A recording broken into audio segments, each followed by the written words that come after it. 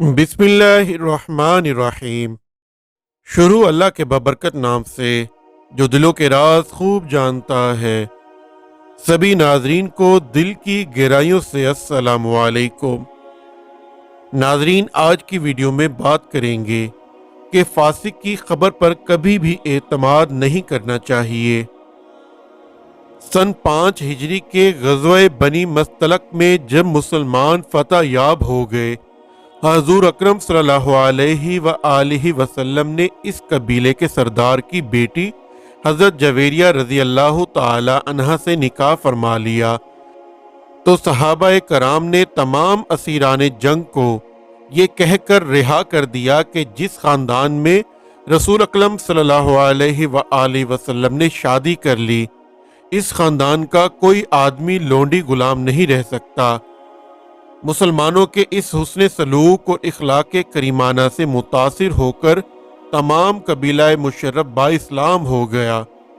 इसके बाद हुज़ूर अकरम सल्लल्लाहु अलैहि व आलिहि वसल्लम ने वलीद बिन अकबा को इस कबीला वालों के पास भेजा ताकि वो कबीले के दौलतमंदों से ज़कात का वसूल करके इनके फुकरा पर तकसीम कर दें।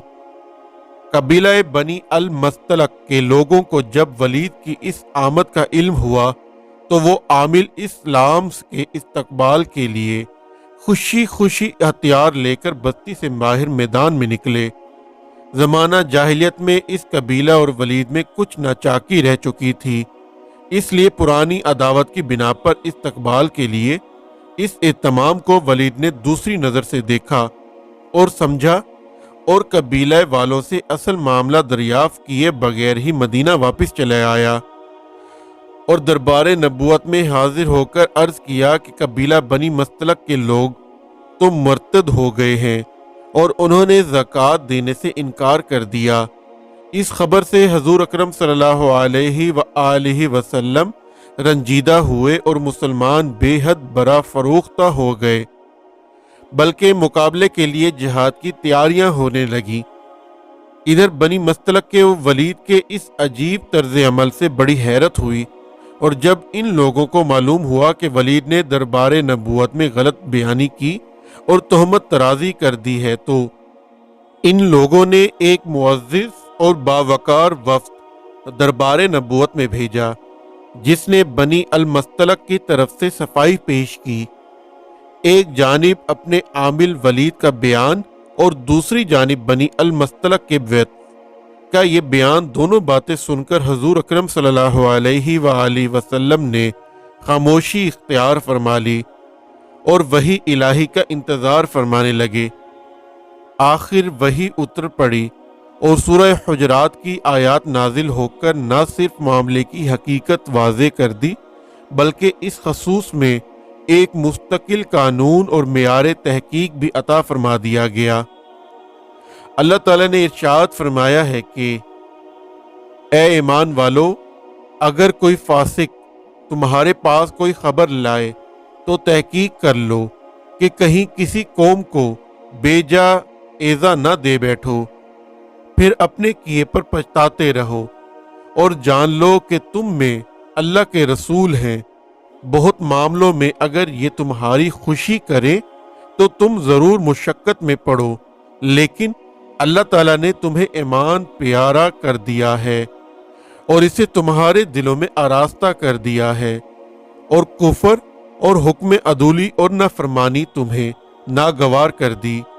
ऐसे ही लोग राह पर हैं। अल्लाह का फजल और एहसान और अल्लाह इल्म व हिकमत वाला है।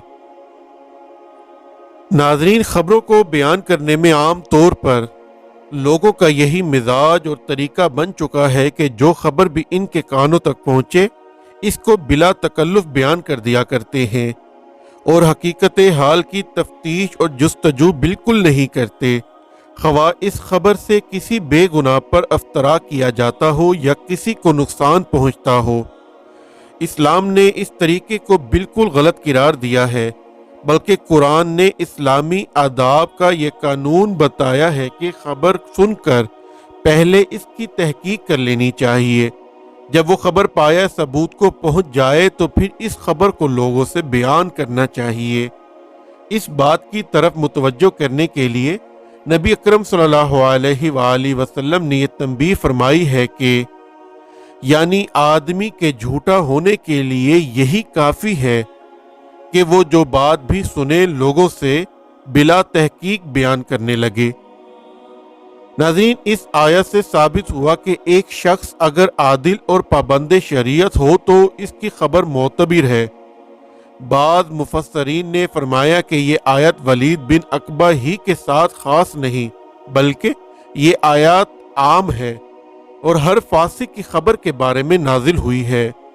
ولید بن عقبہ کو صحابی ہوتے ہوئے قرآن مجید نے فاسق کہا تو اس میں کوئی اشکال نہیں ہے، کیونکہ اس واقعے کے بعد جب ولید بن عقبہ نے صدقے دل سے سچی توبہ کر لی تو ان کا فسق زاحل ہو گیا، لہذا کسی صحابی کو فاسق کہنا ہرگز جائز نہیں ہے، کیونکہ اس پر اجماع ہے کہ ہر صحابی صادق، عادل اور پابند شرع ہے۔